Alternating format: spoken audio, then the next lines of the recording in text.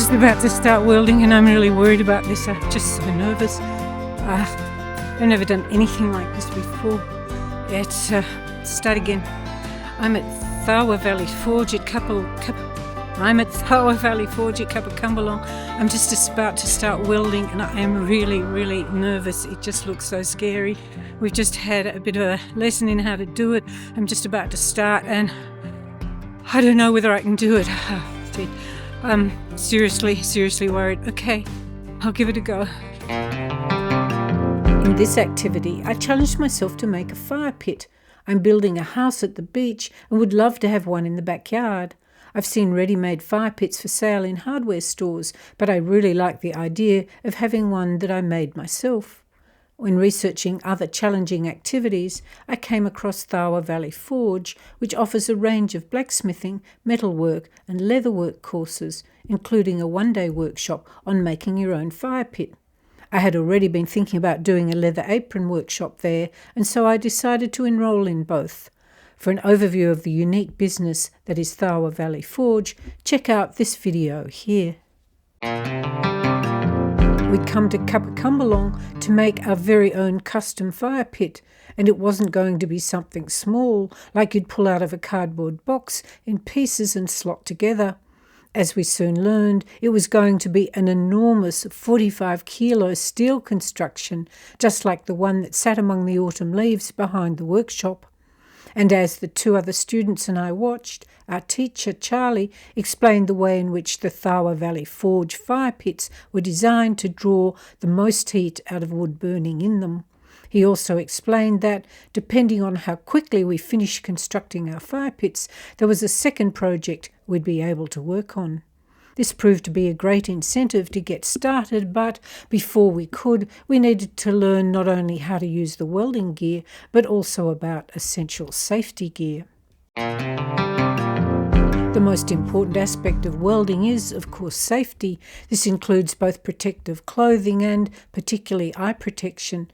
We were encouraged to wear the thick cotton, high-vis jackets that Tharwa Valley Forge provided to protect us from welding sparks and sunburn on any bare skin, and also so we'd see each other more easily when moving about the workshop. For hand protection, we were to wear a rigger glove on our dominant hand, which would hold the welding gun, and because it would be closer to the welding operations, and thus at greater risk of burns, we were to wear a bigger gauntlet glove on our non-dominant hand. We then selected helmets, cleaned the inside and outside covers of the auto-darkening lenses, and ensured that they fitted onto our heads comfortably. Because the searingly bright light created during welding can very quickly damage an eye's cornea and cause blindness in both the welder and anyone watching the welding operation, we were instructed to warn other people in the workshop by calling out "eyes" before we started welding. Fully kitted out with our safety gear, we were now ready to learn how to weld.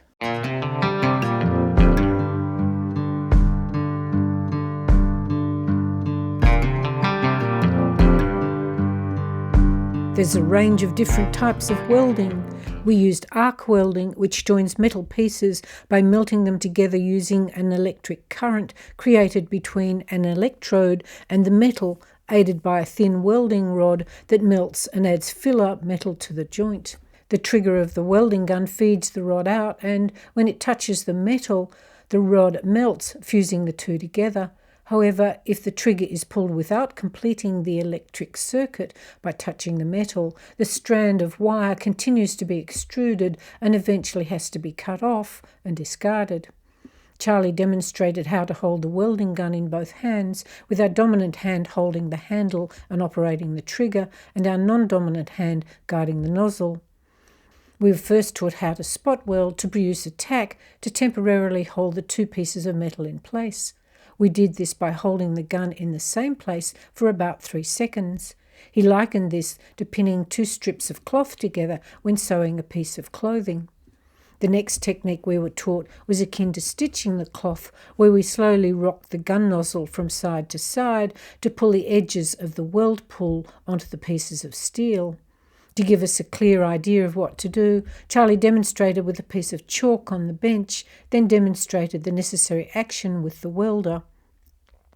During this time, we also learnt two fundamental rules of welding. Firstly, once you start work, you must assume that every piece of metal is hot, and secondly, always test the temperature of a piece of metal with the back of your hand by first bringing it slowly towards the metal to feel for any radiant heat before actually touching it.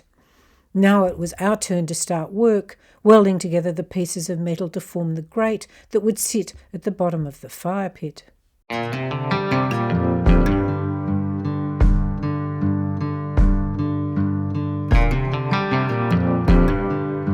Paralysed with nerves, I asked Charlie for some personal tuition, so he guided me through getting started by practicing some spot welding on a spare piece of steel.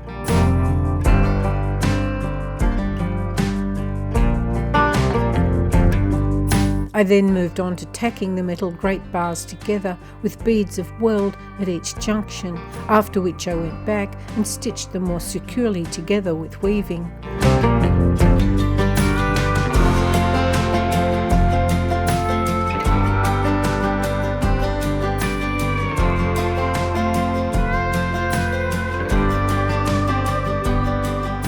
The final part of creating the grate was to weld on some of the leaves that had been cut out of the sides of the fire pit. While my skills were so lacking that the welding was a complete mess, I'd done it, created my first welded structure. The next stage was to weld the 6 sides of the fire pit together, which required some teamwork, with Charlie sequentially holding each side piece in place while I pinned them together with spot welding. I then went back and secured them more strongly with stitching.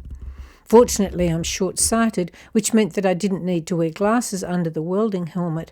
Unfortunately, I struggled with how the auto-darkening lens operated. It seemed to only turn on when hit by the bright light of the welding glare, so until I actually pulled the welding gun trigger, what I saw was almost complete darkness. The other difficulty I had was coordinating pulling the trigger to start the wire extrusion process, while at the same time touching the base plate to complete the electrical circuit, which created the heat to melt the filler. I kept firing the gun before I'd actually touched the metal to be welded, resulting in long strands of wire, which I then had to cut off with fencing pliers. It took quite a while to get all 6 panels welded together, but somewhere along the way I finally started to relax and enjoy the process, and by the end I'd been able to form a few weaves that weren't a complete blobby mess. If you've got 2, it's the opposite, and if you've got 4, it's kind of in the corner there, so you can have a... Yeah. So it's up to you what you want to do. 3 means you can manoeuvre it, but you can't. I couldn't pick it up anyway. 4's too many. 2's not enough. What do you think? What do most people do? I like the balance of 3. Well, we'll go 3. Let's do 3. The third stage of making our fire pits was to form the handles, which we did in the metalwork area of the workshop. I chose to have 3 handles, so Charlie cut 3 rods of steel and showed me how to measure and mark where the 2 bends would be made. Each rod was then heated in an induction forge until it was malleable enough to twist the central third into a spiral. After hammering the rod straight, the 2 ends were bent down at right angles.